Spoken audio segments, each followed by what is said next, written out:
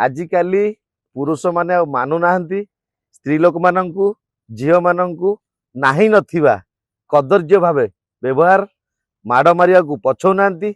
तो सेथिपाई बरमुंडार बस्ती महावीर बस्ती जोटि की माँ माने मो पछरे छिड़ा होइछंती से माने बहुत दुख जंत्रणा रे आसी तो थाना रे द्वारस्थ होइथिले। तो वर्तमान एतलाटी दिया होइथिला किंतु एतलारे जेहेतु नांटी मेंशन हेई पारि नथिला सत्य घटना। तो मु आसिकी पहुँचली आईआईसी सामने रे कथा हली जे आज्ञा 0 एफआईआर रजिस्ट्रेशन करबा पई कोनोसी आपत्ति न थाए।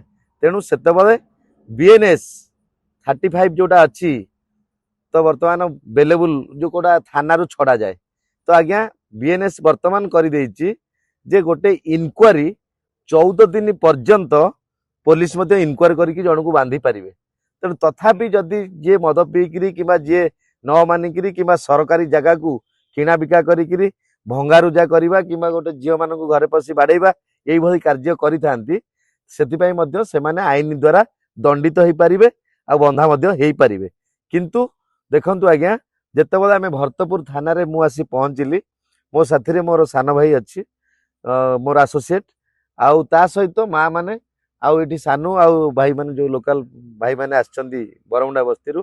तो सेमान समस्ते गोटे व्यतिव्यस्त हो पड़ते जे गोटे जगह गवर्नमेंट जगह को लेकिन बाड़ाबाड़ी से महासंघ कथा जाइला तथापि मध्य से कथा न तुटी पारी आज भरतपुर थाना रे पहुंचीला।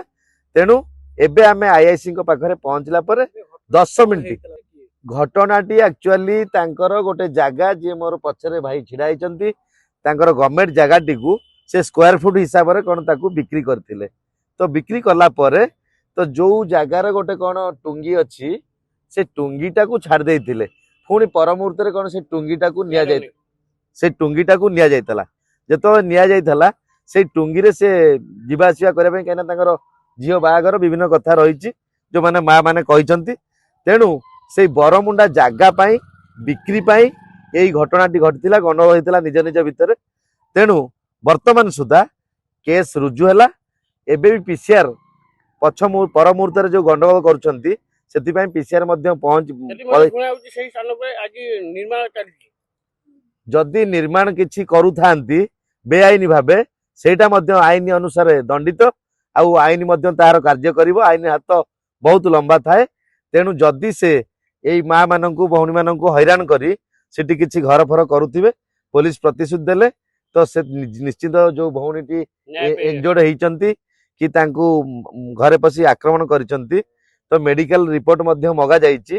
तेणु से मेडिकल रिपोर्ट देखिला परे निश्चिंत वर्तमान बीएनएस 35 टा चेंज हेई वर्तमान से माने फॉरवर्ड मध्य हेई पारिबे। तेणु मु आज आईआईसी भरतपुर थाना रे मु मध्य धन्यवाद जनाउछि जेहेतु आमे मु आसीबा क्षणी कोन हेइतिला एतलारे कोन लेखा हेइतिला आ कोसीटा तो साधारण जनता बुझी पारिबेनी। तेणु निश्चिंत एबे 10 मिनिट रे एतला रुजु करी केस को इन्वेस्टिगेशन करूचंती पीसीआर को पठाउचंती पर मुहूर्त जो आजबेस्ट भंगा भंगी हेइची ता पई मध्य अलगा फोर्स रो व्यवस्था करूचंती। आ जदि किछि सेमती माने उत्तेजित हेकरी एई भली कार्य करले मो सहित आउ जने आशीष आईनजीबी अछंती तांको मध्य कुआ जाइची माँ माननकु नेइकरी काली 144 से एरिया से जगह ऊपर करबा पई। तो निश्चिंत केमती माँ माने सुरक्षा पाइबे आ न्याय पाइबे आमे आईनजीबी हिसाब रे तांको पाखरे सबु बेले सदा सर्वदा सहयोग करि आसी। जदि आपनको आम भिडियोटी भल लागिला तेबे आम चैनल को लाइक शेयर और सब्सक्राइब करबा को जमा भी भूलंतु नाही।